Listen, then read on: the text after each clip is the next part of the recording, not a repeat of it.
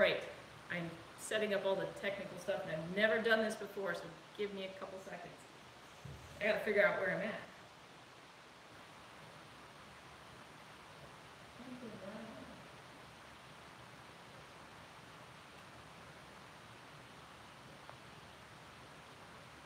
I'm trying to figure out, I'm not going live on my announcement.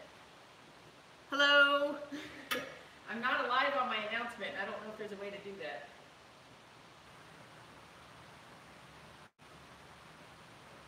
Hold on.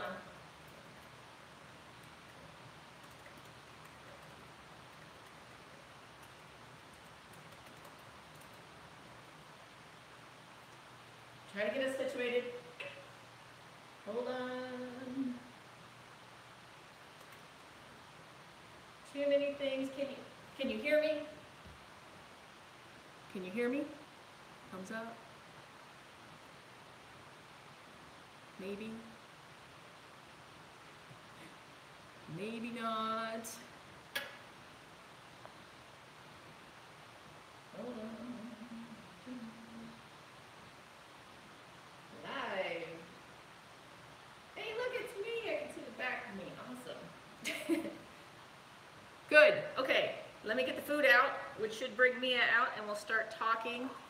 I don't know how many people we're going to have on this. It's not the most interesting topic, but I hope to record this because I want to answer some of the questions I get all the time on my raw feeding videos. So let's let a few more people come in. We'll get the food out because I suspect Mia will come visit us. She's taking a nap right now, but she has the nose of a bloodhound. And then I'll show you what we're doing. I kind of got a to-do list. And if you have questions, I will try and keep up with them over here because I can't see them on my phone.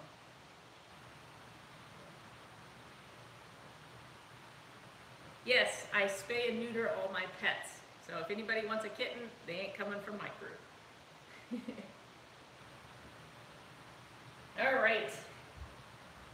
So today I'm prepping about 2 months worth of food for the cats, and I thought, why not do a little bit of it on the video? So there will be raw meat. If you don't like that, then, well, most of it will be right here. You won't see a ton of it.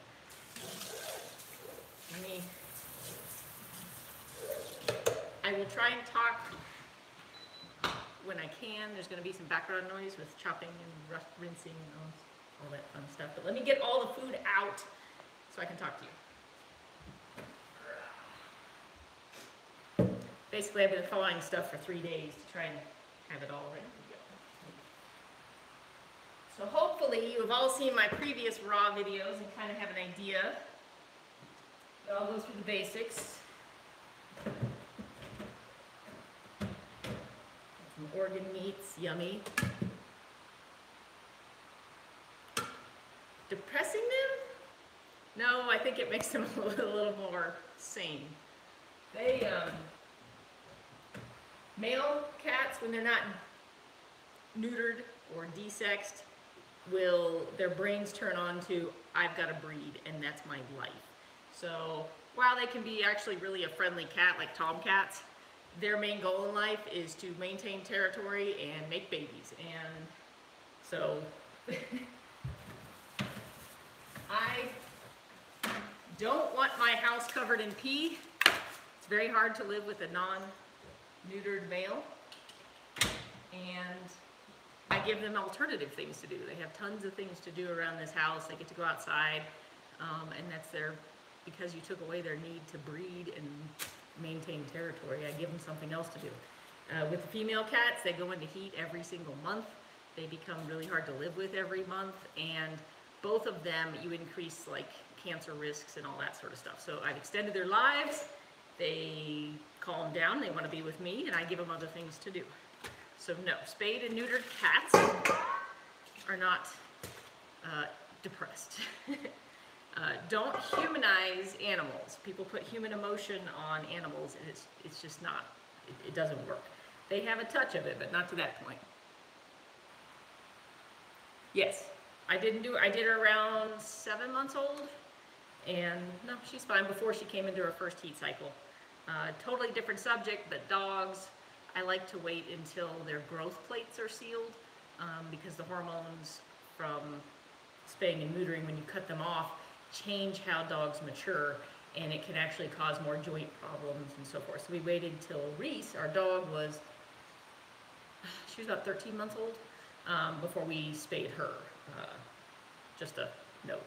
Cats don't seem to have a big issue, although I think there is some possible issues with spaying and neutering cats really young, like they're doing them at like 6 and 8 weeks old in rescues. It's kind of one of those, like, you don't want people breeding cats anymore, there's so many strays, but is it detrimental to their hormones, their thyroid development, and various other things to neuter them and spay them at 8 weeks old? I'm glad you're a fan after the Bengal cat is broken. That video has been extremely controversial. There are days when I want to take that down because I get some really bad comments on that one. So the recipe for dogs is pretty much the same. I just do different prep. So I still follow 80-10-10 with Reese. I do include a little vegetable for her, but not from a nutrition standpoint, more from a fiber standpoint. Dogs seem to do a little bit better with more fiber, but we'll talk about that. I don't want to get too far off task. So right now I'm just unloading all of the organs, meats, and I'm going to rinse things off and start putting them in tubs, and I'll talk about that in a sec. Just trying to get started, get into the flow. I'm going to show you what's in my sink here in just a second. This will be interesting, trying to pick you guys up while covered in raw meat. So before I even got started, I cleaned my kitchen. I cleaned the counters off, I cleaned my sink out, I get everything set because it is raw meat. And then once I'm all done, I scrub everything down, and it's much easier when I've cleared everything out of the way. And that is the best way to do it. Ah, we have an appearance. Come here, Mimi. She woke up from her nap. Come on. Come on. Come see my. Meow. And we have Mimi. She's a pill when I prep food, so we'll see how long this lasts. You want to say hi to everybody? No? Meow. She's like, I just want what's in that sink right there.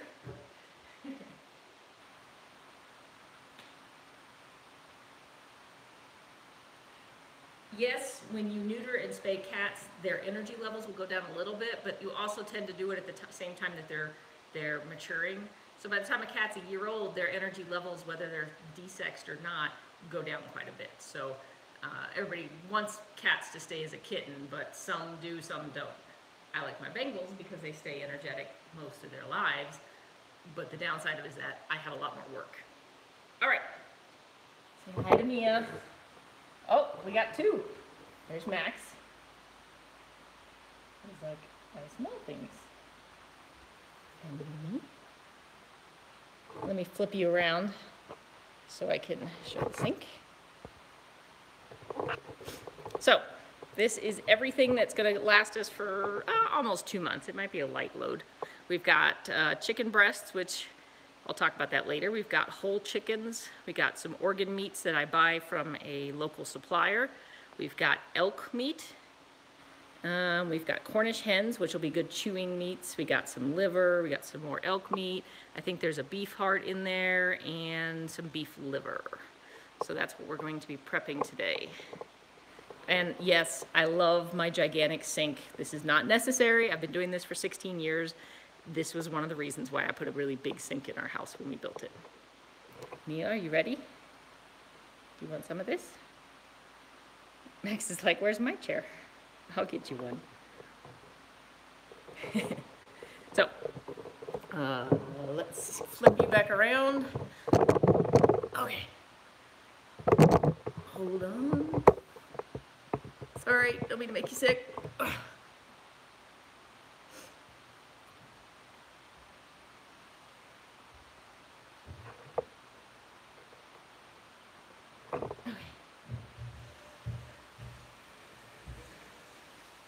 Mia is a pain. She will get up on this counter and steal anything she can the second she gets a chance. Can't turn your back for 2 seconds. Big surprise. All right, so some of our supplies today. You saw what I've got in the sink. I've got my meats. Let me get you up here a little bit so my head's not completely cut off. Okay, so kitchen shears. These are Hinkle, like just cheap $25 kitchen shears. This is my second pair, and like I said, I've been doing this for 16 years, so just, you want something that's comfortable in your hand. Some of them aren't as comfortable because you're going to be doing a lot of cutting. Be careful with these, but it doesn't require something. The two bookends. A pruning knife sharpened right before. Because I'm doing so much, you can use these little dish tubs that you get from like Walmart. These are really good. I use a restaurant supply tub. This is like a what do you call them? Is it bussing or busting when you bust? Do you bust tables in a restaurant or do you bust tables? I don't know. But that's what this is used for, dishes in a restaurant. You can get these at Sam's Club, I think. But I got it from like a wholesale restaurant supply place that sells to the public. Maybe $6 or $7. Best thing ever. We have a bunch of these for processing our own elk. Let's see what else. Cutting board, that's a pretty simple one. Let me get the cutting board.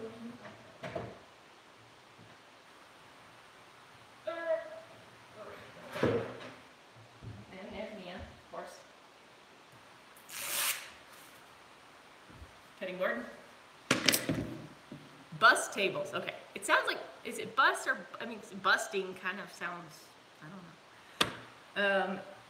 Cutting board, you can, I'm going to use a grinder and I'll show you the differences and why we do that. Some people use a big meat cleaver, one of those big giant rectangle cleavers like from the Chinese restaurants.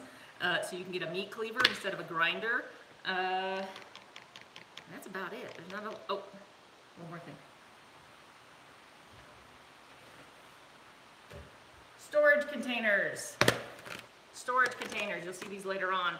My favorite storage container for the US is the Glad, what size are these? 3 cup, 24 ounce. These have been by far my favorite thing. I can wash these. I rarely have to throw any away. I'll put it that way. Some of these may be upwards of 10 years old. Probably not the best, but from a reuse standpoint, I buy a lot of these when they're on sale at the grocery store and stock up and rotate through some old ones if they get cracked. I've tried like restaurant supply products. I've tried less expensive versions like the off-brands of these. They all break.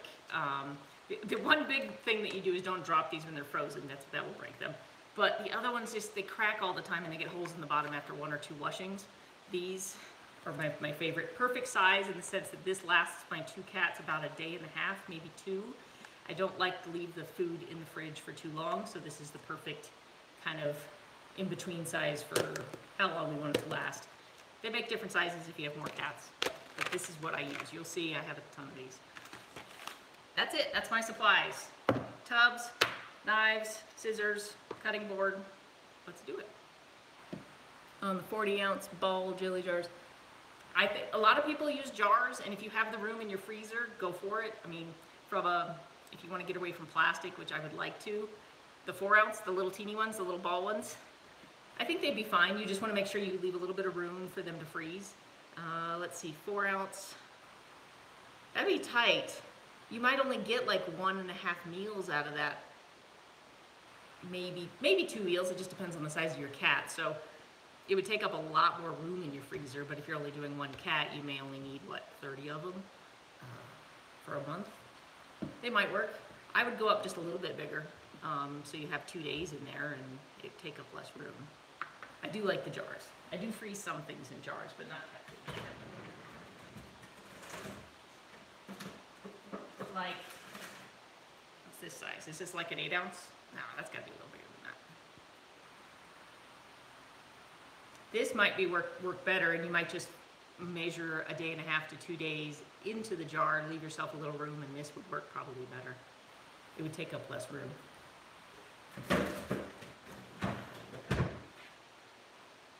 Mia, you ready to get this going? Here. You might want to sit up a little closer so everybody can say hi to you.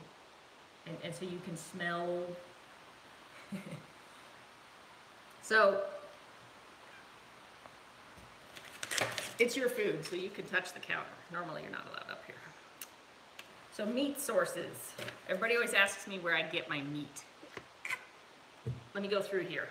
I bought some bulk chicken breasts, and I got that through a wholesale supplier. You can just type in raw feeding in your area. So like I live outside of Denver, so you could type in raw pet feeding Denver, and I came up with like a half a dozen companies that do different types of food.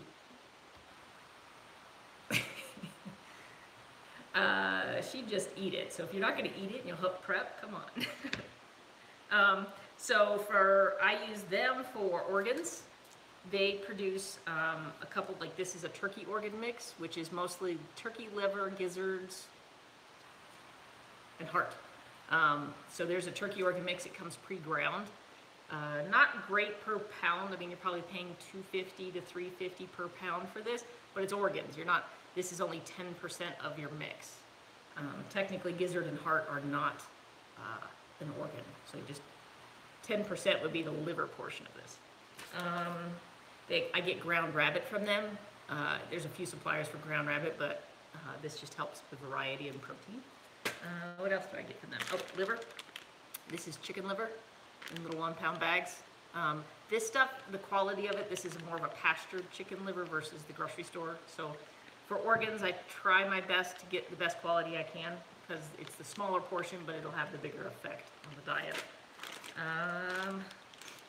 Then we also hunt, and so some of this meat, like this is ground elk and this is some duck. This is stuff we've harvested. I freeze it for a minimum of 2 weeks before feeding it to the cats. This is all scrap, like we take the scrap meat when we're processing an elk and grind it. Not everybody has access to that. You could use beef or something else to keep the price down. Chickens, I have found my best price for chickens, whole chickens, is Costco. It's got the best quality. These do not have an added solution. A lot of the ones at the grocery store lately have an added solution. When you go to look, you'll see this one says no added salt. You'll look on the package, you'll see say 8% solution or 10% solution. That means they injected the chicken with salt or a brine or flavoring or something like that. Look around and make sure there's no ingredients. If there's ingredients on your chicken, don't buy it for your cats. Another thing to look at if you're not sure is sodium content. My nose is itching. I'm covered in raw chicken. Sodium content should be under 100 milligrams per serving, or is it micrograms? I can't remember. So this one says sodium 80 milligrams. Anything under 100 is usually it's natural. It hasn't had anything enhanced on it. Anything over 100 milligrams, it's got something usually in it, like a brine solution. This is human grade meat. It's just harder to find organs in our state or in our country. I can usually find chicken liver, but the chicken livers are really, like the only ones I can find are the super commercially raised ones. Okay, my nose is itching. Hold on one sec.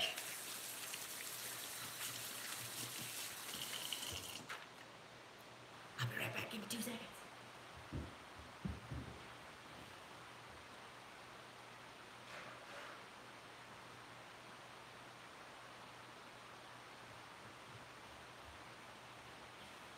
I should walk out of the room and see how long it takes Mia to get in the sink. And you all can be in there. Mia! No, you'll probably tell her to go get it. So this is all human grade meat. The only thing we've done is we have some game meat that we've harvested, but it's all stuff that we would normally eat. It's just like trimmings off the roasts and stuff. Addie is watching a TV show because I'm on a live video and I didn't want her under my foot. Max is, I think he's outside. Why is my nose itching? Because I'm on a video, right? Max! Come here. You just ran downstairs. Because it's Max. Alright, I gotta get this processing because it's all sitting in the sink and I don't want it to let it sit here. So, what I'm going to do is clean everything and just rinse it off. In the US, I've heard that the chicken is actually rinsed in like a chlorine solution, I think, and then rinsed with water and then packaged to help reduce the bacteria. So I just for safety's sake, I like to rinse everything. I know there's a bunch of rules out there that say don't rinse your chicken. If you read the fine lines as to why they say don't rinse your chicken, it's because they think that all the stuff splashes everywhere and that you increase your risk of salmonella poisoning. I'm sorry to say, but I wash my cutting board, I wash my knife, I wash all that stuff, so that's splashing chicken stuff everywhere. Anyways, I rinse it, and then after I'm done with everything in here, I clean, okay? I know I'm only one person. I've been doing this for 16 years. I've never gotten sick. I think just general basic practice is just clean. Who needs to shush? All right, let me take before I go on. Why can't we give food to cats after they eat, like they want more?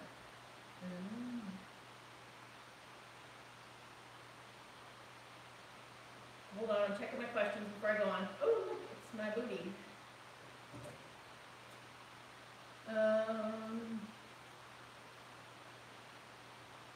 No, it does not need to be made for cats. I think I answered it all.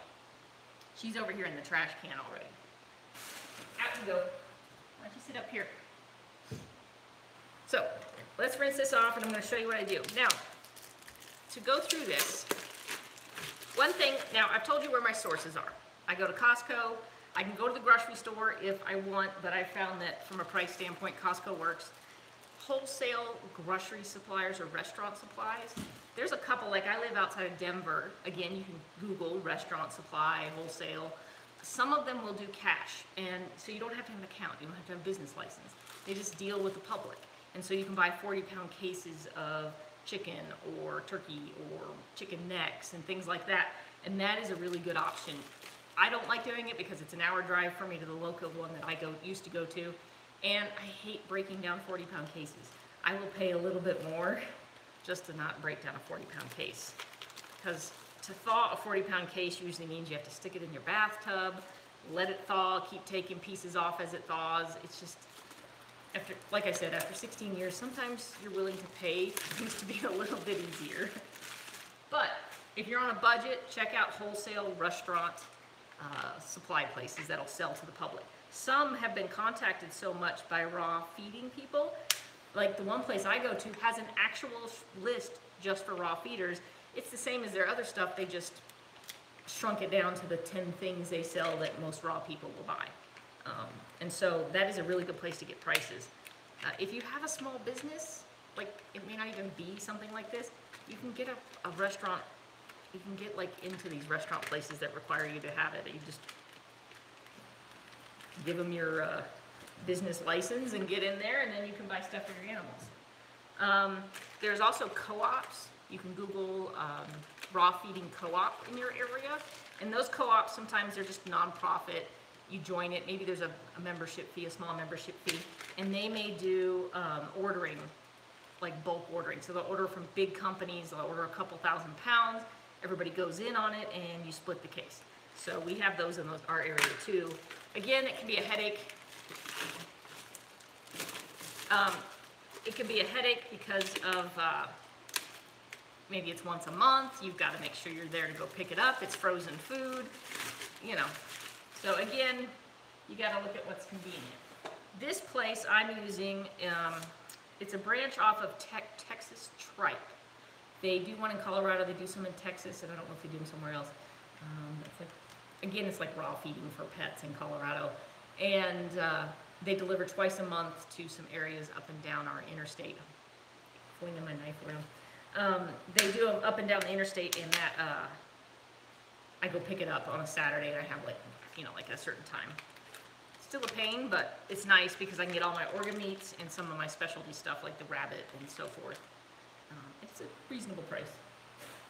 If you really are wanting somebody else to do all of this and don't mind paying, hello Mia, you can buy pre-prepared products. Now, I would say, based on a question I just got about that, the lowest you could probably get the animal food is down to about $1, $1.50 a pound, depending on, I mean, you could probably get really low if you got really smart about it.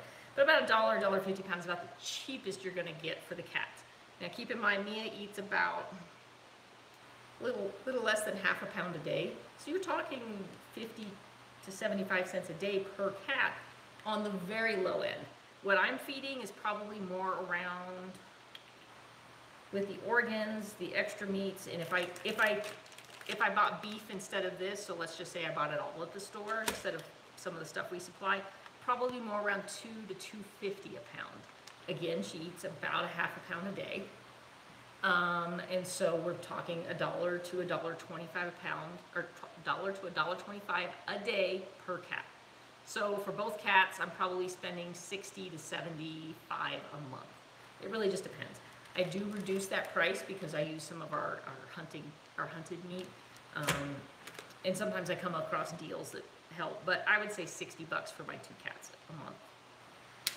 If I get really special with them and buy a lot of rabbit or something, it goes up really quick because rabbit is expensive. This is like $6 a pound. $6 a pound. Are you worth that? Are you worth that? Yeah. Luckily, like this liver and this heart looks lovely, doesn't it? This liver and this heart were grass-fed. Ooh, look, it just fell out. It's a heart, beef heart. Were grass-fed, pasture-raised, really good quality. The neighbor bought a quarter of a cow and didn't want all the organs, so I got them for free. That's another thing some people will do is they will post on like Craigslist or Facebook and say, do you have anything in your freezer you want to clean out? And people will go, hey, I got a ton of, people always have freezer burned food that they don't want to eat. As long as it's not enhanced or seasoned, you can use it. And so they'll, like an old turkey that they never used and things like that, and they'll give it to you for free. Hunters, you can get in touch with hunters and get all their scrap. There's a lot of hunters, unfortunately, who don't eat their food, like their meat that they harvest. And by the way, freezer bird meat is fine to feed. It's just a flavor thing. It doesn't do anything. It's not poisonous. It's nothing. It just doesn't taste good to humans, so we feed it to the animals, especially the dog. So right now I'm just breaking up all the packages and talking. So we talked about where to buy. Did I cover that? Any other questions on where you buy your food? You do find quality. I try and go for the best quality I can afford. Come back, Mia. Stay out of the trash can, please. Thank you. I love this sink. It is a, what is it, a Blanco, B-L-A-N-C-O farm sink. And when we built this house, I literally built the kitchen around having a very big farm sink. I'm short. It gives me an extra 1.5 inches into the sink. And then it's huge. It's awesome. It is a kind of a pain to keep clean, but it's worth it. So if you ever redo your kitchen, the farm sink is really kind of nice. I may have missed a question or two. Hold on. Where do we hunt? Hold on. I gotta pan my. I got an old towel here.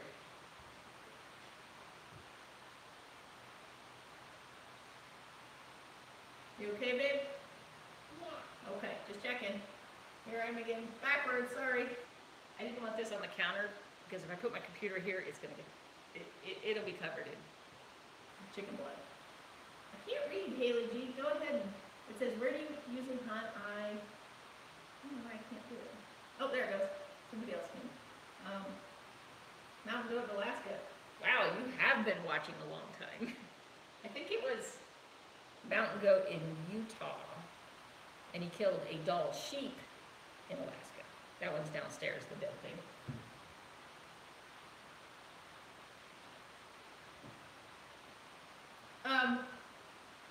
As far as okay, go back to the hunting, hold on. The refreezing of the meat is not a big deal, especially for animals. As long as you're not like, you don't want to leave it in the fridge thawed for 2 weeks, then freeze it and then rethaw it, because the bacteria that has grown in that 2 weeks in the fridge is going to still be there and still be present. You can't kill it. Would you get out of the trash? So, refreezing is not a problem as long as it's within, like, it's in a healthy time when you thaw it and refreeze it. For cats, it's not a big deal.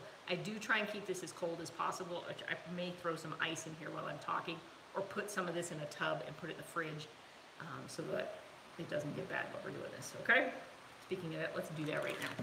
I'm gonna throw my organs in here and we'll get them out in a minute. Because this is taking longer than normal.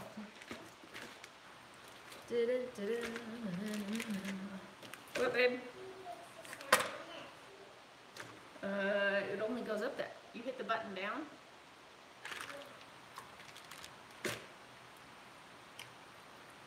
I've got a liver. It just fell out of the bag. Sorry.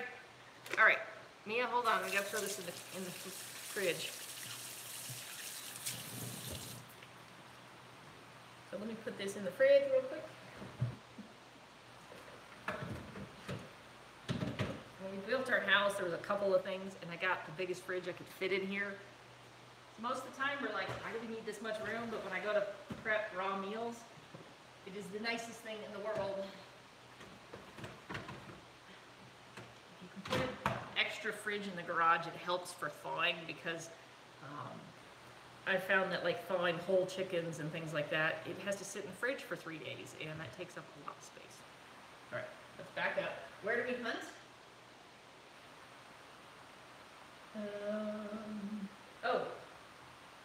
Sorry, I'm a little flusterpated because I'm doing so many things at once here. Back up one more time. What I prepare is about $2 to $2.50 a pound, so maybe $1 to $1.50 per day per cat. It definitely goes up the more prepared you buy. So I could buy a lot of this stuff already done. I would say it starts going up to about $5 to $7 a pound to get pre-ground 100%. You just buy the package and open it up and feed it. Sometimes you get lucky and you'll find a supplier in your area that will do something a little cheaper. Sometimes you get really lucky and you can find like a butcher who will do it for you. You can give them the recipe and they will do it. That's kind of rare, but it's getting more popular, and they'll grind it for you and everything.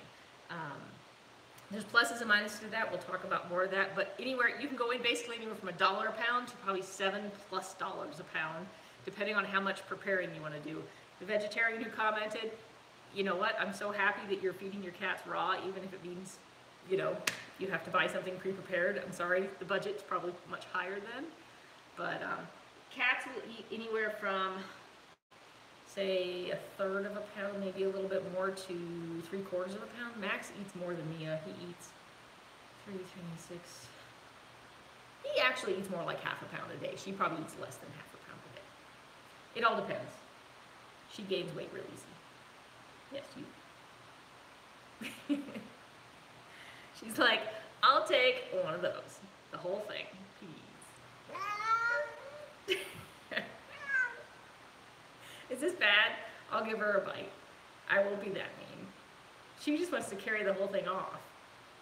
You want this? No, get down. This is what I'm dealing with. Hold on, make sure I got all my questions here. Can you still hear it, honey? Mia.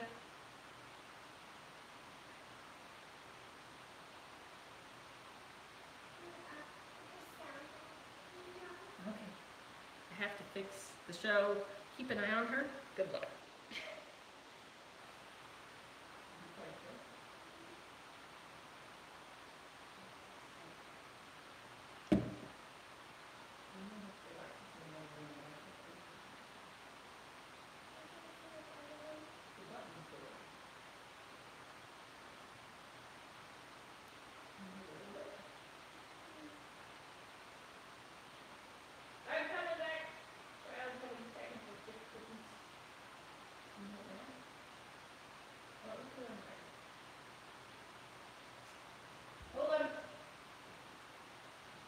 And come back and talk. So where do we hunt? Robert hunts everywhere. What are you doing? We live in Colorado, so he hunts elk and deer and turkey and duck and goose and just about everything in Colorado. We have it we've been doing this long enough that he hunts for, you don't know, but Mia's right now, right here. If you can see her. Yes. I want to see you pick that up all by yourself. Can you pick that up all by yourself? This isn't a Cornish hen. You can't run off with that.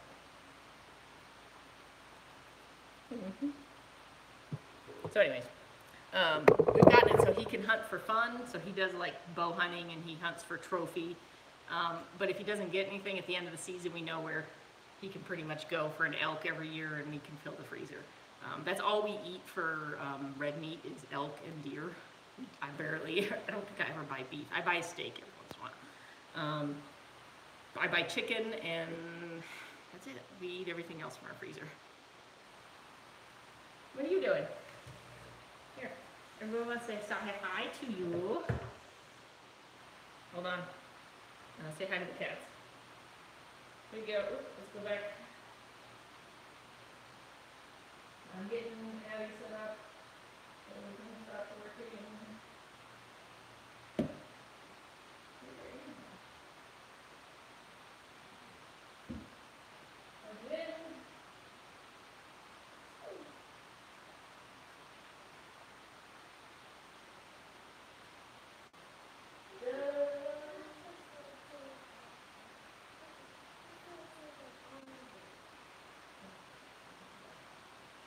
Okay, sorry.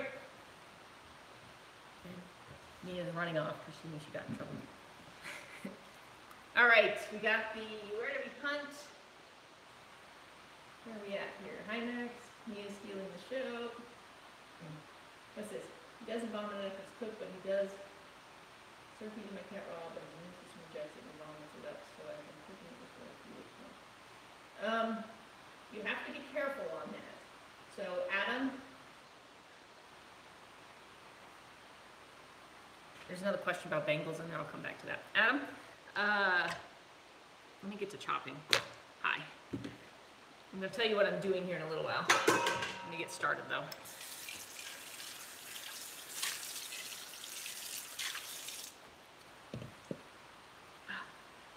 My face itches when you can't use your hands. That's pretty standard, right?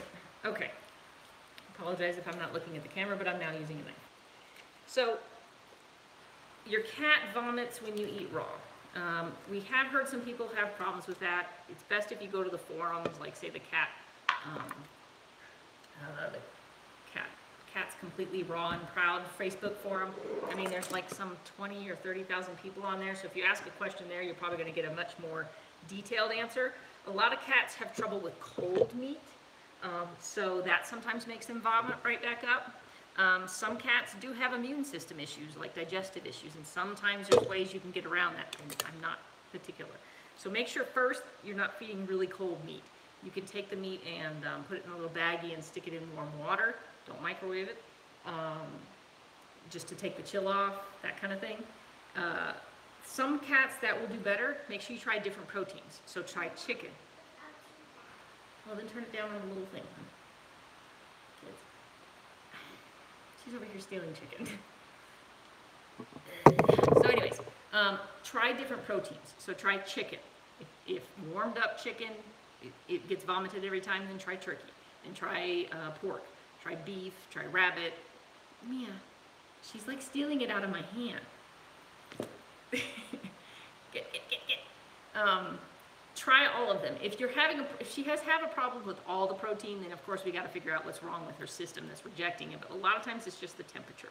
If you're feeding cooked meat, that's fine. The problem is you're not getting any nutrients from the bone, because you cannot feed cooked bone. It's completely different than raw bone.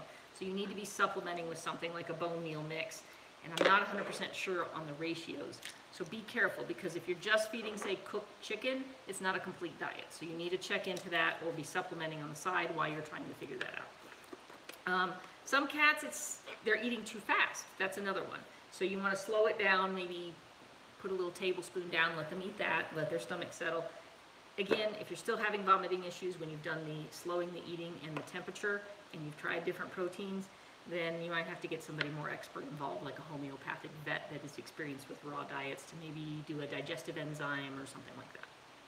So, all right, what I'm doing now is I'm breaking the chicken down into sizes that I can grind. A gizzard popped out. So what I do is hold on, I gotta rinse this tub. This is gonna be noisy for 2 seconds. I gotta rinse the tub.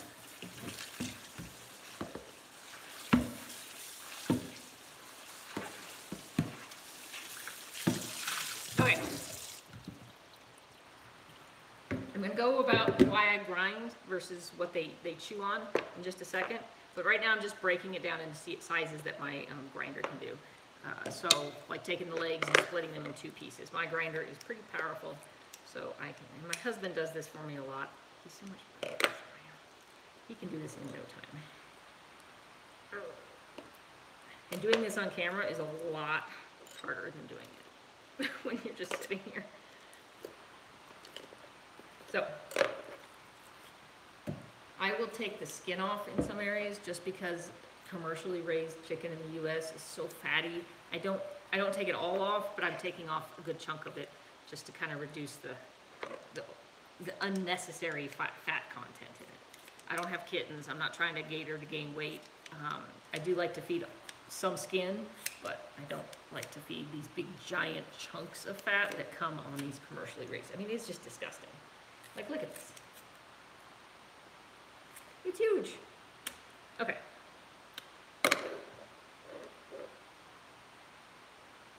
I need some paper towels in here. Where are we at?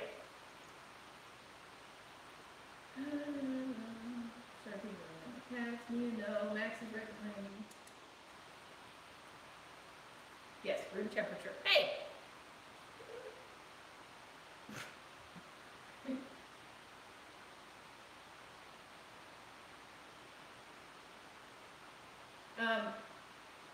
Is it Didion 101? It's called Texas Tripe, but that's not the only company that sells the Texas Tripe products. I will put it, I'll try and remember to put it down in the comments or link it. I don't know where all they go, but like what happens is my local supplier picks up supplies around here and has a truck that goes to Texas twice a month, a frozen truck, refrigerated truck, and picks up from Texas Tripe. And I think there's a few companies that do the same thing they're doing, which is drive down, pick up a big bulk, you know, like several pallets of food and drive it back up. So you might check Kansas. If you go to Texas Tripe's website, they may have suppliers other than them in Texas. Try that. We'll see. If I find more information, I'll put something down below. Yes, definitely try the room temperature. Like I said, just either cover it up and let it get to room temperature or just put it in some warm water. The one thing I do say on that is that once you've brought it up to room temperature, you probably should toss it if they don't eat it. So just bring a small amount up. Don't bring the whole package up to room temperature and then pop it back in the fridge again. Again, that just keep the bacteria level regular. All right, back to chopping. So, I'm getting a little flusterpated, so let's get back to the subject here. Excuse me.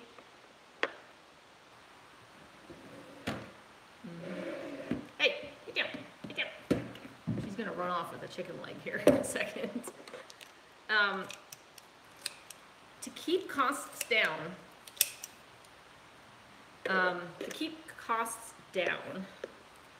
I grind, which is not necessarily the best way. It's just what's worked out for me. You need to use bones from the whole animal. So the whole chicken, the whole rabbit.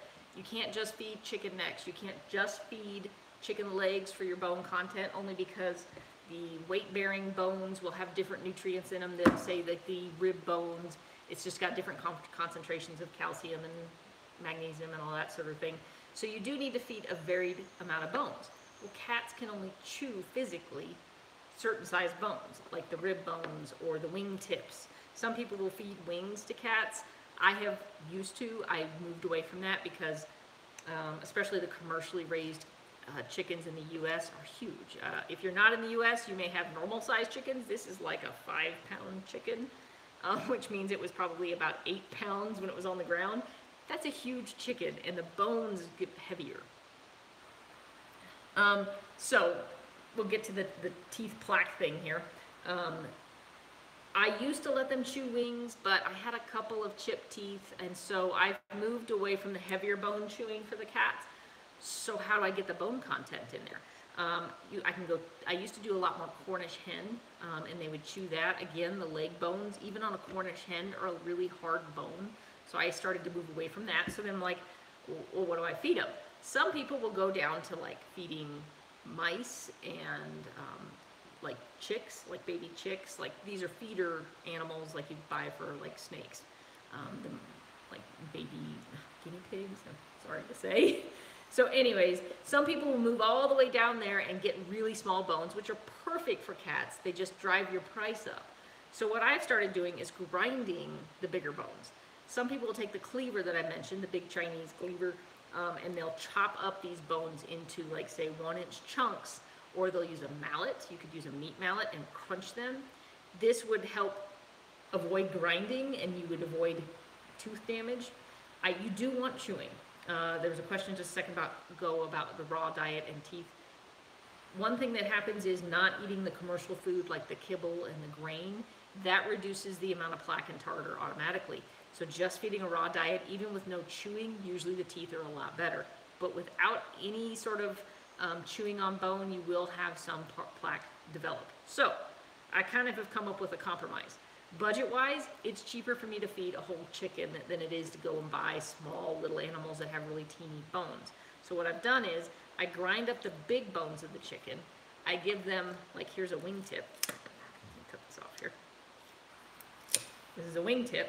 I save these, and those go as chewables in their food. So every day they have like a piece or two of something to chew, like some rib bone chunks, Cornish hen pieces, something like that, and that satisfies the teeth cleaning. And then from a budget standpoint, I can cut down a whole chicken, which only runs me about 79 to 99 cents a pound, which keeps this whole thing in the budget. Now, grinders are expensive. You can get a $100 to $150 grinder, which will do, it might do a chicken leg, it'll do chicken necks better, it won't do a turkey neck usually. But it's going to be difficult to grind 100% of this chicken. Like, you might not be able to do the backbone, you might not be able to do the leg bones, but that's going to be about a $100 to $150 grinder.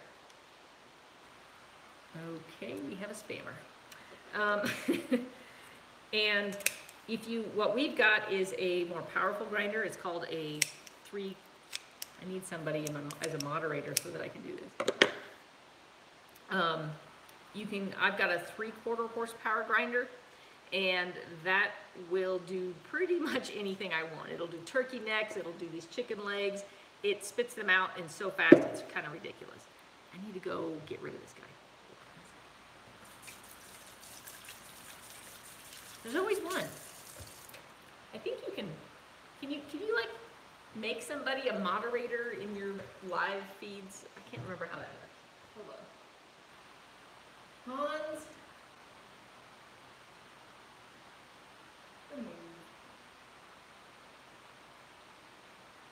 Oh, I can add a moderator. Does anybody want to be a moderator? Hey, so I can keep my...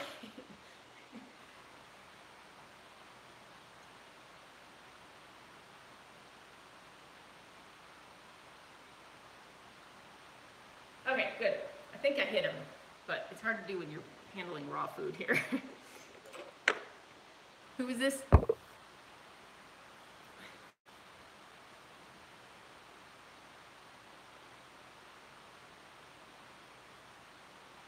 There you go. You have the power. Please only remove spammers. Anybody can ask questions. So with the scissors, I break down the chicken into pieces, and I cut out, like, this is a section of rib bone with some meat, and I toss this into a bowl. These will go on top of my ground mix.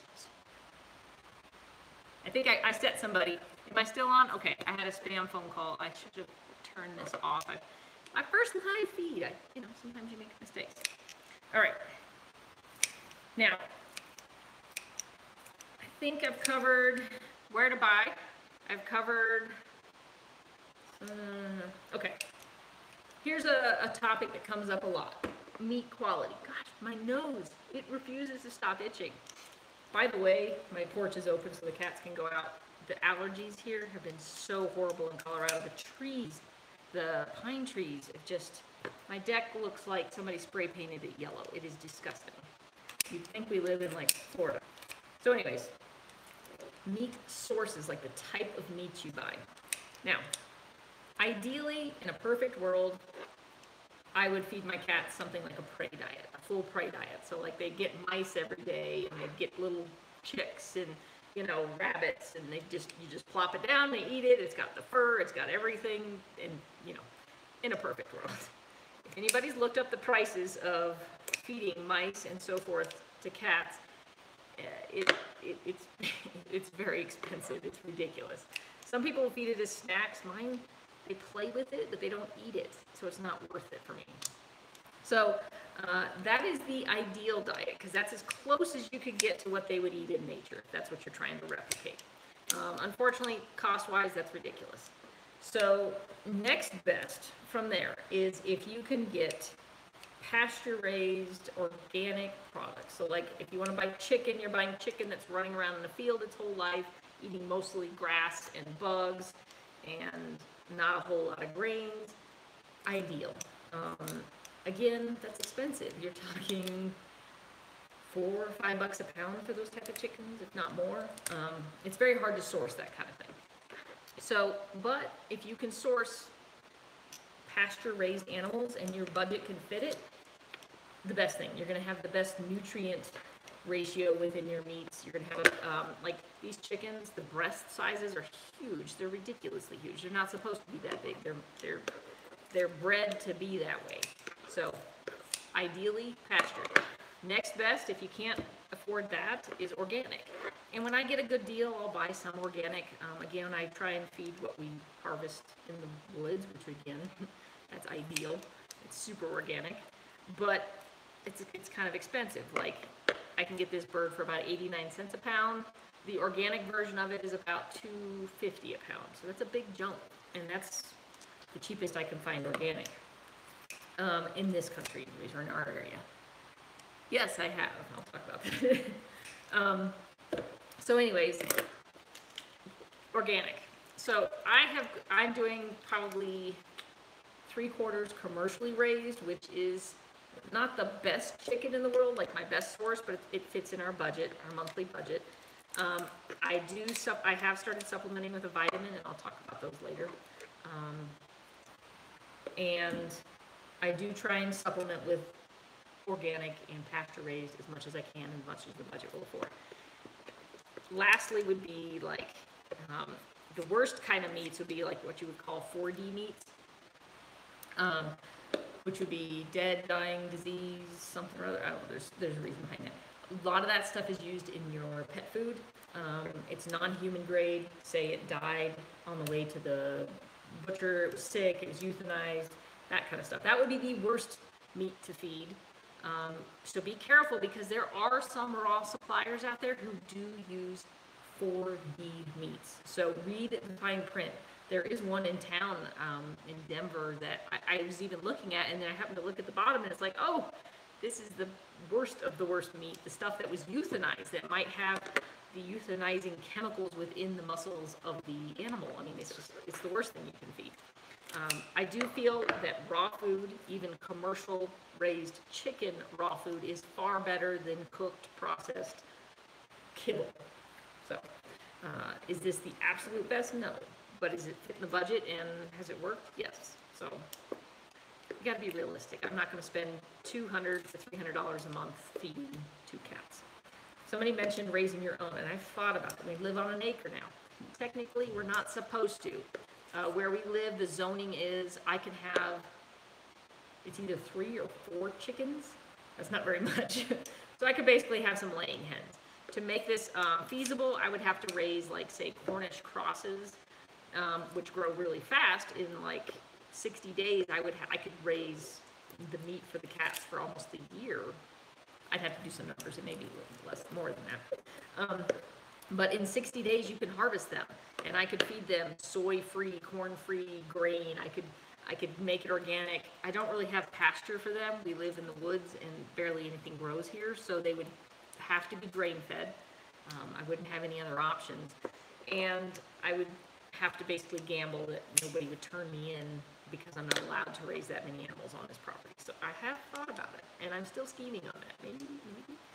Plus, we have bears, mountain lions, and foxes, so I may end up feeding them more than my cats. There was a bear in our yard just a week ago, just cruising on through. They're everywhere out here. All right, this is taking forever. We still have 23 people on. I'll keep talking for a little bit longer. I have a couple more subjects to cover. I'll take a few more questions and then I'll get off of here. I love chickens. I really want chickens. I do. But we just don't live in the ideal environment between having to create Fort Knox for all the predators. And just our property is very treed and very shaded, which is great for our house temperature, but not great. You can't grow anything out here. There's like, it's too cool. We're at 6,800 feet above sea level. So if you think about it, Denver is at 5,280. So we are 1,500 feet higher than Denver, and we're in the trees. So not a lot grows out here. No gardening for me. I already have a brown thumb. Oh, my nose. Mia, did you get fed up? Would you like a piece so that everybody can say hi to you again? Come here. Mimi. Oh, she's running. Should I give her one? Should I give her a piece? Now she's going to bug me like 50 times over. Come here. Come here. So ask the people. Say thumbs up. You want a piece?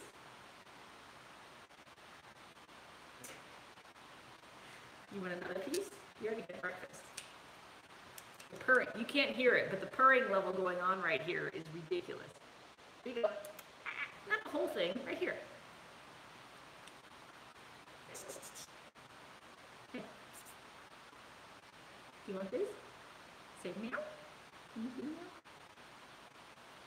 I never did clicker-treating with her like I did some of the other ones. She wants the whole thing. Hey, get off of there. Literally, she's going to pick up this whole thing. You don't need that chunk of fat. You want this? Stand up. Oh, she just... This is what cats do. Here, stand. Here. You used to do this. There you go, good girl. She just clawed the chicken, got a little piece in her claws, and then shook it. It took off that way. I'm not clicker training, more because I have a 4-year-old who thinks now that she can clicker train. So every time I do it, I have to spend a week listening to the clicker and her pointing it at the cats. Yeah. Click, click, click, click. She points it at me. Sit, sit, sit. There's other reasons, but that's the funny one. You want this?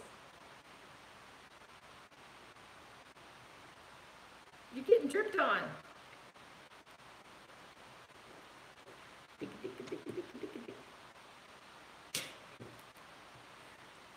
She is going to steal the whole thing if I let her.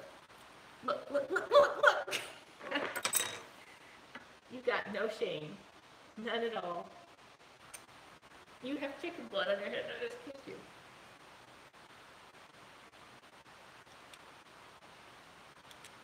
Good luck, Miss Haley. Is it Haley? Is that right? I can barely read from this far away. I need glasses. Congratulations. I will say, okay. I'm going to take that as a lead-in. We're going to talk about supplements.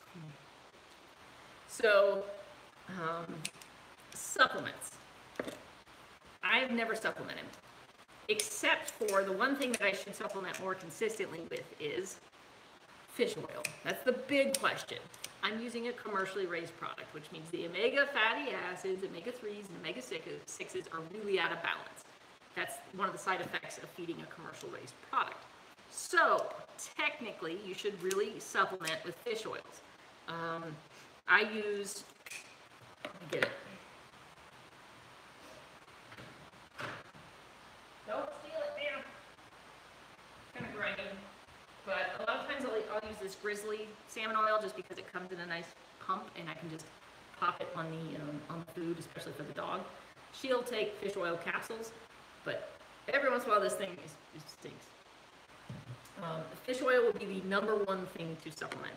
As far as ratios, I use what's on here, but you can go online and look, especially if you use a lot of commercially raised meats. More pastured raised meats, the less likely you need to do that. So that is the #1 supplement that everybody talks about. There is some for cats. You see sometimes the B12. I've never really done that, and I don't really know the best option for that. I think I did maybe the first year. The cats hated it. They absolutely hated it. I had to hide it and things.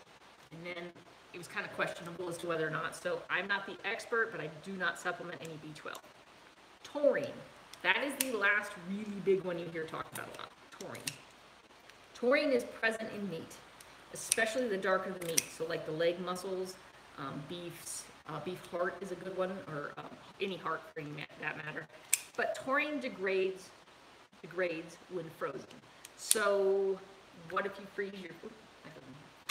What if you freeze your food for 6 months? What if their food's frozen for 6 months? How long did the processor have it? How much is degraded? That's a big question. Normally, if you feed enough heart and you feed plenty of dark meats, you should be fine. Seriously, my nose will not stop itching. So, if you feed enough dark meat and heart, you should be fine with taurine. That said, I've had my first ever scare in 16 years. And this is why I said this was a lead-in. I think I may have been too lax after I had Addie. If you guys kept up with my daily vlogs back when Addie was born, she was a preemie, she had reflux. It was kind of a really horrible time. For about 6 months there, I was getting maybe 2 hours of sleep a night. It was pretty bad. I was hallucinating. Yeah, I don't ever wish that on anybody. I'm not trying to scare you, Haley. It was just a really bad experience. Made it through. We're fine. She's fine. Everything's good. But reflux is the devil. Reflux plus a preemie is worse. Reflux preemie on oxygen. We were losing our minds. She couldn't sleep. We couldn't sleep. Needless to say, I fed the cats raw, but I really wasn't as focused on making sure my ratios were correct. So I'm thinking this may have been what happened. I wasn't as consistent getting heart, which I have to order from suppliers. I still fed a lot of dark meat, and I didn't think anything of it. Well, Mia went a year ago for an appointment, and her heart rate was really low. She's always acted fine, etc., but her heart rate was low. It was like 120, which is below low for cats, and she's at the vet clinic. So they're like, she should have a much higher heart rate, let alone she's also upset at being at the vet clinic. So we did an ultrasound, and they were like, oh, we think there may be some RCM, restrictive cardiomyopathy. If you look that up, the causes of RCM could be anything. You can't track why. One of the 5 causes is dietary, low taurine. So I panicked. I was like, oh my God, I gave my cat a heart problem, da-da-da-da-da. They said it was very mild. They wanted to put her on medication for life. She's only 7. And so I sat and thought about it for about 6 months, and then I took her to a cardiologist. We did an ultrasound at the other vet clinic, but it was a newer vet. So I kind of was like, maybe I should just get a second opinion. Her heart rate was still low. I could check that. I could be at home, and her heart rate would be like 100 when she was like relaxing, which is really low for a cat. So I took her to a cardiologist, and meantime, as soon as I got the diagnosis, I started supplementing with taurine. But I took her to a cardiologist, and he did a full exam on her, said, yeah, her heart rate's a little low. It's not horrible, but it's a little low. He did everything on the EKG and the exam, and he's like, there is this little bit of thickening in the walls. He's like, it is high normal. He's like, we looked at all these things. It's not showing that she's stressing her heart out so that it's not truly restricted. He's like, is it restrictive cardiomyopathy? Not really, but is it borderline? Yes. Is her heart rate low? Yes. Is she bad? No. He's like, there's no signs that anything's getting stressed out. So this could just be normal for her. This may not be dietarily caused. It could just be normal. RCM is not genetic. She could not have inherited. That's not one of the inheritable heart diseases. This is just, it can happen in some cats. So this could just be a fluke. It could just be normal for Mia, and that just a little bit of thickening in there. Or it could be that I missed taurine levels for 6 months while I was losing my mind. So to be safe, I've started supplementing with taurine. I ended up adding a full vitamin supplement, which I'd never done before. And I'm still kind of on the fence if it does anything. I would say her energy level is up maybe 10%. Maybe it's just a side effect of some other things, but I've started supplementing. And I'll get the supplement and show you. Hold on.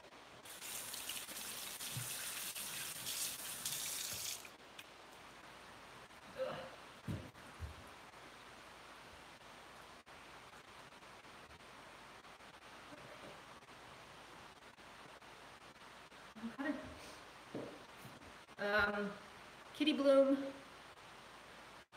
this might be backwards, Kitty Bloom VM 900 plus 3. It's VM 900 version. This one is a vitamin supplement with taurine. They have some that are supposed to supplement for bone, like not eating, like if they don't eat bone in their raw diet. This one I think is just for vitamins and just taurine. So I supplement, which I have never done before. I'm scared that I may have done something to my cat, that because I got lax in the diet for too long, it's possible. I'm going to admit it because I'm not doing anybody any good if I don't say it. I may have made a mistake. So, I supplement now. What can I say? I do think that her coat and his coat are a little bit better, so maybe I'm missing something otherwise, that this supplement is filling in the gap. So, if you would like to try supplement, the one thing I don't like about this supplement, and you'll see it, it's orange. It's got cheese. It's a cheese powder to mix in to make the flavor better. I wish they made it like plain so that I could do something and mix it in. Max doesn't like it either which way. So what I do for him is I use canned fish type food.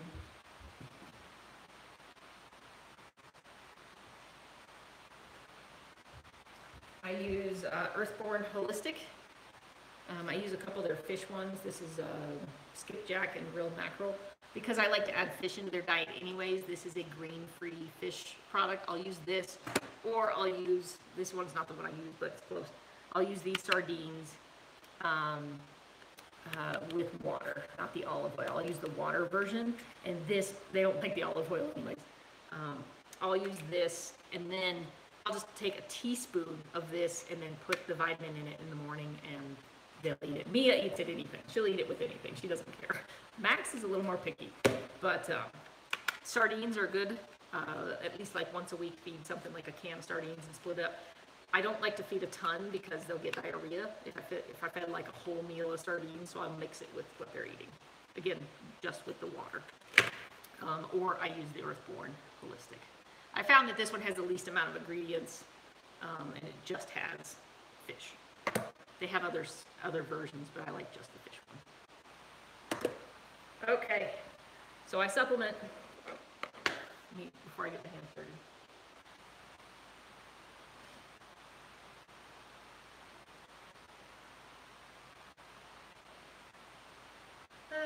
Do I bathe my cats? No, never. Max is outside sleeping. He's in hummingbird babysitting mode right now. If he comes back in here, I'll give him some food. I do not bathe my cats. I've had to bathe kittens, like, because they get in trouble. They get in a litter box and play in it because they're kittens. But pretty much after that, once they don't do that, I don't bathe my cats. So Mia's 7.5, and she's never been bathed. I don't think I even bathed her as a kitten. But there's been a couple times, like, let's say they got into something, like, I have a 4-year-old. The other day, get this. They're out there laying on the porch. It's covered in pollen. I can't keep it clean. It's quiet. Imagine that. I come out there and she's taken all of the pollen off the coffee table, piled it up, rubbed it in her hands, and has covered Max with all the pollen. The cat who has environmental allergies. Thank you. So he's covered in pollen. So I took a wet rag and I wiped him down. He was fine. But 4-year-olds. Haley, be prepared. You'll be like praying, I can't wait. You know, and my Bengals they like water. They like to watch it. Sometimes they'll put their paw in it a little bit. Really, they're obsessed with watching it, especially if it's coming out of a faucet. But they could care less about getting wet. I would say that my breeder, her lines don't have that that need to be in water. There are certain ones, especially Savannah cats, that are much more have that need, I guess you could say. So, no, I don't bathe my cats. Mine don't like water. They like to stare at it, but they could care less about it. And Max survived his pollen. But Haley, you're gonna like, oh, I can't wait till they sit up. I can't wait till they walk. I can't wait till they crawl. You'll be counting down the days, and then they'll get mobile, and you'll be like, why did I wish for any of this? Addie's a good kid. She rarely does anything like that. All right. So, done supplements. Do you have any questions about what we've covered so far? Still 30 of you out there. That's not too bad. I thought I'd have like 2. So I'll take 30. One other thing I didn't mention in your supplies that you will need. Oh, I'm sliding everything. A scale. Some people ask me, do I have to have a scale? Yes, you need a scale. I don't care if it's a $5. The first one I had was just one of those like springy ones, and it was like a $5 dietary one from Walmart. Not great, but it worked. I would recommend like a $15 to $20 digital one that'll go up to a few pounds at least. 2 pounds being the minimum. Part of that has to do with making these ratios correct. So like getting your organs ratios correct with your muscle meat and your bones. So that's another tool you've got to have is a scale. I'm trying to think, any other questions people asked me in the past? One thing that is debated on is what is the true diet, like the recipe for animals, you know, and it's like there's no, until the funding is there for more research, we are still guessing. Yes, the recipe I use works. Is it the best? I don't know. It could get better probably. In 5 years, somebody's going to come up with some research study and say, why are we feeding them chicken or something, you know? But they're far better than they ever were on kibble. So I'm doing something right. Everybody lives a really healthy life, happy life. Their teeth look good. So something's right. These are Hinkles. Ooh, that's probably really gross. Let me rinse them.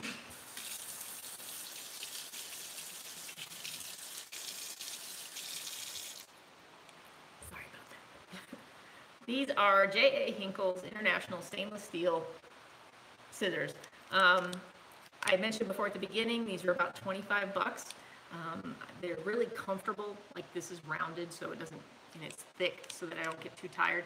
They come apart for cleaning. They're not the most expensive ones, but man, they've done really well. This is my second pair, and I've been doing this for 16 years. And I started off with the first. It's funny because I remember the first ones I got. Actually, I celebrate my 15th wedding anniversary in a month. I bought the first one with a gift card from Bed Bath & Beyond. So this is my second pair in 15 years, and they've just worked. So the J.A. Hinkles, I think they still make this model or something similar to it. They may have changed, but I have a knife sharpener, a Woostoff knife sharpener that has a scissor sharpener on it, and I have sharpened these. They are not serrated, which means I can sharpen them, but I don't sharpen them very often. One thing you will learn, watch videos on how to break apart a chicken, because I'm not cutting bone. I'm technically just cutting the joints. This is hard to do on camera. So this is just finding the joint. I'm barely putting any pressure on here, and then cutting through the joint. So I'm not cutting bone. I love these because it helps me cut. My husband prefers to use a paring knife. Like I said, I haven't cut any bone. I'm cutting this out. So that's just making sure you're cutting the joint, and you'll get used to, once you've processed a few chickens, it won't take long. This is taking me forever to do, by the way, which is kind of silly. Apparently talking on a live stream video reduces your efficiency. Who would have thought? Just be careful with these things. I've gotten close to my fingers in the past. It's not a good thing. You just figure out where the joint is and you just go through it. I say that and I'm just like, there's no bone cutting. It's just a joint. Let me check my questions real quick. Move back. Supplement with lysine. Lysine's good for herpes. You know, I've heard some controversy about that. There was a new supplement that people have started using for lysine, and that there's controversy that lysine may actually make it worse. Lysine never worked for Dexter. Dexter had the herpes really bad. It was like always a constant inflammation for him, and it never really helped him. I tried several different lysine supplements, and it never helped him. I didn't learn about the other supplement until after he passed. Mia is probably a carrier, but she doesn't show any symptoms outwardly, and same with Max. So I do not supplement with lysine. If I have anybody, I'll probably research that other supplement. I wish I knew the name of it. If I find it, I'll put a note down below. But there is a new supplement that people are saying has better effects for the herpes issues in cats. And do not brush their teeth. They stay pretty clean, with the exception Max has some issues, and I'll talk about that in a second. I think I've covered it. If I've missed your question, please feel free to ask again. I can only pan so much. My hands are kind of dirty. Max has like chronic gingivitis. What do they call that in cats? Stomatitis. We thought it was going to be juvenile, but he hasn't outgrown it. The vet gave me some things. I've tried some supplements to see if it would help. His gums are kind of always a little bit red and inflamed, which makes him not want to chew bones, which means he will probably need a dental in the next year. He's only 2.5. The funny thing is I don't think any of that has to do with what he's eating. He came to me on kibble at, he was like 12 or 13 weeks old. And when he arrived, the day he arrived, I'm like, man, your breath stinks. And his gums were all red. And I was like, man, I think maybe it's just he's teething because he's 12 weeks old. Maybe he's starting to teeth early. Needless to say, it turns out he's got stomatitis or whatever they call it is. And he may have had calcivirus. Is that how you pronounce that? Which I think can lead to that chronic condition. He got sick a month or so in, and that may have been like an underlying viral thing. Now, my breeder, I've had 3 cats from her. I never had that issue from any of the cats. He was an only cat, and it was kind of a weird situation where the mama gave him, he was the only cat in the litter, and the mom stopped nursing him when he was about 2.5 weeks old. So he could have some underlying immune issues or some issues that made the mom abandon him. I don't know. I have never been to my breeder's facility. Maybe there's something underlying there. I don't know. But he has stomatitis or whatever. He's never lost any teeth. His gums are always red, and he doesn't like to chew bone very much. He does a little bit, but not to the point that's going to keep his teeth clean. And he has more tartar buildup than he should for his age and for being on a diet. I've never had this problem with any of my cats. Even Cosmo's cat, teeth stayed clean. Thank you. I appreciate it. I missed your name. I couldn't read it fast enough. I hate that I have to this is the part, I'm over 40, so now I have to do the squinty thing to read small things. Yeah. If you're not 40 yet, it happens. It just happens to everybody. You deal with it. Cutting fat off.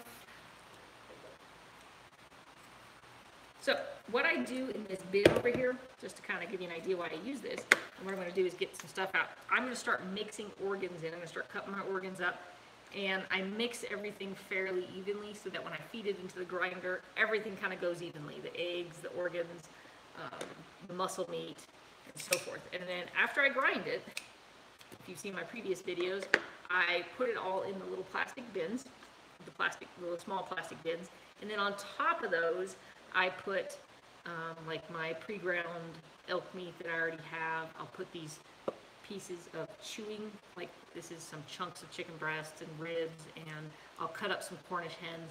I'll put that on the top of it. And so each container will have a 100% balanced mix, and then it will have chewy pieces for them to munch on. And that's how I organize it. Normally, when I process this, without being on video, it'll take me, for about 2 months of food, it'll take me about 2.5 to 3 hours. About 3 hours if we include all the cleanup that's going to go on afterward. If my husband helps me, it takes an hour and a half or less. He's so efficient at doing all of this. So you can assume, but the best thing is if you do this all at once, every 60 to 80 days, it's not a big deal.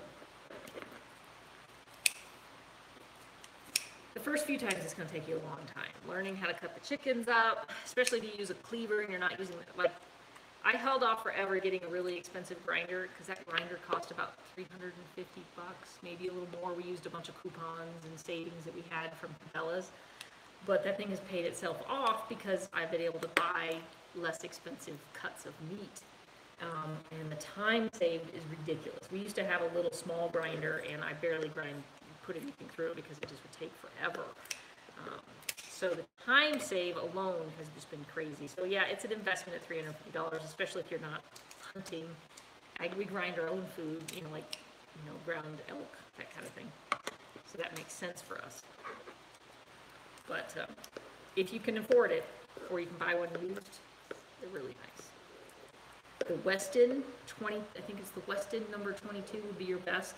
The Cabela's 3/4 horsepower professional, that's the one we have, and anything like around that range would be ideal from a standpoint of if you can afford it, it'll pay itself off. I'm trying to cut through the chicken back. This is the one where you have to cut the bone. One plus, when you find the chute size of the bigger professional grinder, this is big. This is a half of a chicken back. This will fit into the larger grinder. The smaller grinders, you would have to cut this down significantly, like 4 or 5 more pieces smaller. That's one of the big benefits. Like this is the breastbone, the really hard breastbone. This would not fit in a lot of the smaller grinders because the chute is too small. Isn't this fun, looking at raw chicken? All right, guys. 5 more minutes. I gotta wash my hands and get some stuff out of the fridge. Gizzard? Any more questions today? I always watch all the comments on my videos. I know I haven't been posting as frequently as I should at all. I apologize. I'm not very good at multitasking. I started a business. I'm doing that on the side, taking care of the kid, homeschooling. I'm not very good at multitasking. I'm trying. I have a huge list of videos to make. I have 2 videos that I'm trying to edit, just fun ones. I have some training videos. I've been talking to some sponsors to try and get some stuff possibly for you guys and to help get me to make some more videos. I also have some stuff in the works, but that's, say, 18 months to 2 years from now, but that's to tie into my business that I've started. We'll see how that works. I'm not going to say anything because I'll jinx it if I say it. But I'd like to give back a little bit more. That's all I'll say about that. No more questions? If you'd like, I'll stay on. I just can't talk the whole time while I finish processing this. But it's going to be a really long video if I do that. Holy moly, we've been on for 83 minutes. Yeah. We definitely gotta wrap this sucker up. Mia, do you want another bite before they go? I bet you everybody wants to see you one more time. Come on. Come up here. Up here. Come on up here. Can you hear? Can you hear? You want this? You want this? Are you hungry? Can you stand? Come on. Move. Come on. Close enough. Do you want to say bye to Max? I think he's sleeping outside. Let me see.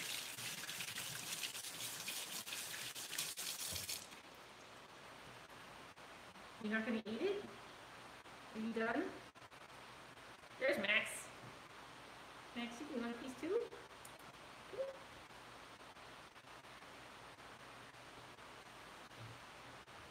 Move over, Mia. Max, you want a piece? Come say hi. He is so passive about all this stuff. I mean, he eats good, but he's not the dominant when it comes to food. He's like Bayou was. Not quite as bad. And he has to think about it. Like, you give him a piece of food and he's like, oh, that can't be good. And then there's Mia, who's taking my fingers off. Maxie? Yeah. He's just over here sniffing. Say bye. He's like, I'll take that bowl right there. He's a good boy. He's my goofy little boy.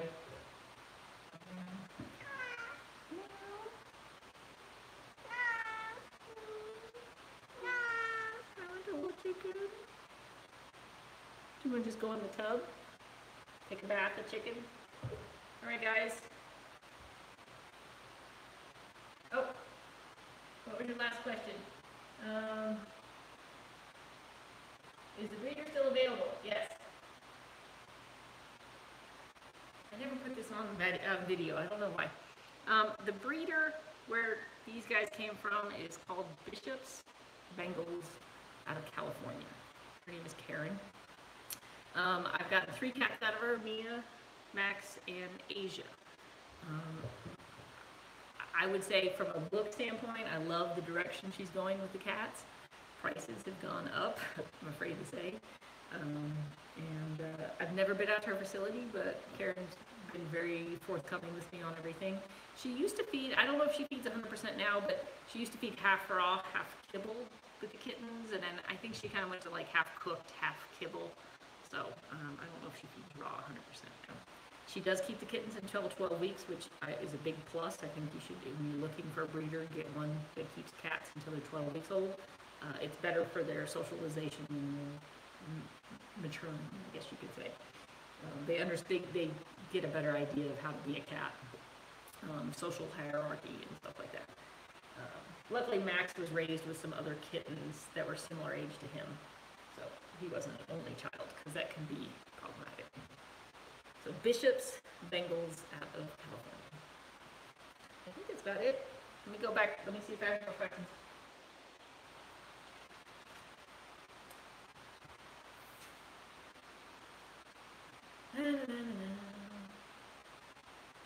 Teeth. I really appreciate all you guys who came here to ask questions. Mia's cleaning the cutting board for me. Hey. Excuse me. You cannot have the whole chicken. She's gonna take the whole chicken. Nope, nope. You're gonna pull it off the counter. Stop.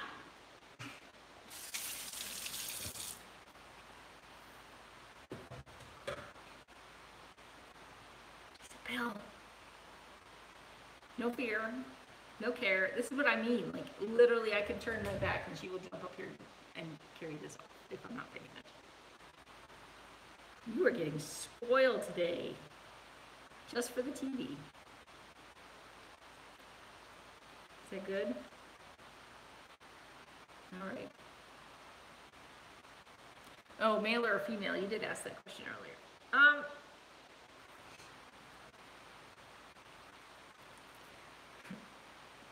Spoiled. You got chicken on your paws. Male or female? I like both for different reasons. Majority, now this is not a rule, it tends to be just what you're going to see. Males tend to be more lovey, more playful, more outgoing. A lot of times they'll be more like the friendly ones that run up to the door when somebody comes in. I mean, it's not 100%, but that tends to be. If you want the more lap cat, now Bengals are not lap cats, so some of them are, but the majority of Bengals are not lap cats, so you're not going to get that. But I would say my boys tend to be more goofy and more laid back about stuff. My females in general will tend to be a little more skittish sometimes, a little more shy, a little more independent, more like, I'll sleep on your lap when I'm ready. Versus the boys are like, hey, the lap's open, I'm coming over there, you know, that kind of thing. Again, there's exceptions to every rule, but this is kind of what I've seen. The females, though, I find are less concerned about, most of my females anyways, about territory. So like if you were blending cats into households where you have males and females and males and males, I tend to see the males have more problems when it comes to territory and wanting to kind of run the show, i.e. sometimes they can lead to more potty problems. Make sure you neuter your boys by 6 months, 7 months old, because you don't want them to reach maturity and start spraying, because it's even harder to get rid of. Cats can be, females can be bickering, you know, they can have their issues about being in multi-cat households. I find that the females tend to have the issues with peeing when they're stressed or anxiety related. So their pee problems tend to be, you're stressing me out, there's too many things going on in the house, I'm going to react by peeing on things. So they both can have potty problems, but for different reasons. And they both can have those potty problems amongst both sexes, but I do find this tends to be what happens. I love my females because they tend to be, I don't know, I like that attitude sometimes. But I love my boys for being cuddly. I've had more pee problems with my boys than I've had girls. So it's kind of like that. If you already have a cat, I would recommend going opposite sex. So if you have a female, go with a male, vice versa. It's not a rule. Again, it doesn't always work that way, but a lot of times you will see female-to-female conflicts and male-to-male conflicts. So pick one. Price-wise, with a Bengal, you're looking anywhere between $1,000 to $3,000 for a Bengal. If it's under $1,000, I'd be starting to kind of really worry about the breeder. I hate to say you get what you pay for, but sometimes it is with, you know, if somebody's just doing it for money and they're just flipping them over and just trying to breed any animals together, be concerned. The one problem with Bengals is that you're trying to, so it's a boy for you. One problem with Bengals is that you're breeding a wild cat and a domestic cat. And the good breeders have tried to pull the negative wild personalities out. So the only, hold on. Okay, sorry, we have a low battery warning. The only cats that should be bred in the Bengals are the ones that are just exhibiting the personality traits that you want to carry forward. So you've got to be very particular. You're spaying and neutering all the animals that don't carry the traits you want, and you're only perpetuating the breed, the ones you want. So you want the really outgoing, friendly, well litter box trained, non-aggressive, meshes well with other cats' personality. The wild traits you don't want are the won't use the litter box, aggressive to other cats, extremely high territorial, shy, hiding, aggressive to humans. Those personality traits you try and get out. And so when you're breeding wild cats, you've got to be very careful that you're selectively pulling traits out that you want. Some breeders do, there's two different problems with breeders. Some breeders go for look only. So they don't care what the personality is. If it's got the right spots pattern, they're perpetuating that. So who cares what it acts like? This is what it looks like. Looks pretty, but it may not be the best cat. The other one that's a problem is somebody who's like, I just got a cheap Bengal, I got another Bengal, I put them together, I'm making $1,000 or $1,500 off per kitten. I don't care what's happening, I'm just making money. Avoid those two types of breeders. You want a breeder who is going for personality. If there's any personality issues, they're spaying and neutering and they're getting it out of their lines and they're avoiding it altogether. So the funny thing is even though you've got a wild cat, if you've got a good breeder, they've perpetuated a personality that is far better than a lot of the cats you can get out there. Like my Bengals are very easy and outgoing. Mia's a little shy, but she's not that shy. Zero aggression, absolutely zero aggression. They could care less. They go to the vet and they're just like, hey. And the vets are all like, oh, it's a Bengal, and I'm like, they're fine. And those are the personality traits you want to be careful about. If you can go visit the breeder and visit the adults that you're breeding, I would highly recommend it because you have a better chance of getting if the mom and the dad aren't a personality you like, don't go for it. If they're really, the problem with breeding is that they're probably in cages because unneutered and unspayed females and males are really hard to live with. They're spraying, they're territorial. It's very difficult to have them loose. So you're gonna get some little shyness, and because they're living in a cage and you're not socializing a lot. But if the breeder has them out and about and they're really outgoing and you have a personality you like, the kittens are likely to carry that on. So something to consider. It's hard to go visit your breeders because sometimes you have to ship them in. So you just try and ask those questions. If the breeder doesn't want to answer those questions or doesn't have an answer to them, if the breeder doesn't ask you any questions, like are you the right home for a Bengal, then your red flags should go up and you don't want to use them. If the breeder doesn't care where the cat is going, then she or he is not in it for the right reasons. They're in it just to make the money. So be careful. If they're not asking you questions, be concerned. Okay, we're now at 95 minutes. I cannot believe I've been talking for an hour and a half. Anything else, guys? I gotta get this on ice.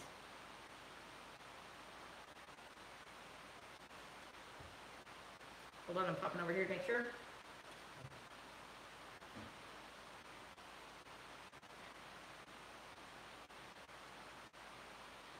All right, guys. I appreciate you joining. I'm going to come back and try and put some timestamps on some of the information. Hopefully that works. If I find some of the Texas tripe suppliers and lysine alternative supplement, I will try and do that. Was there anything else? Thank you for joining us. If this was good, leave a comment and a thumbs up, and I'll try and do more live, not just raw feeding, maybe with the cats running around in the morning. It's kind of hard, they're cats. They do something for 30 seconds and then they stop. So I appreciate y'all watching. It was great today. Mia, do you want to say goodbye? Come here. Come on, come say goodbye. No more food. You've had enough today. She gets chubby really easy. Come here. Come here.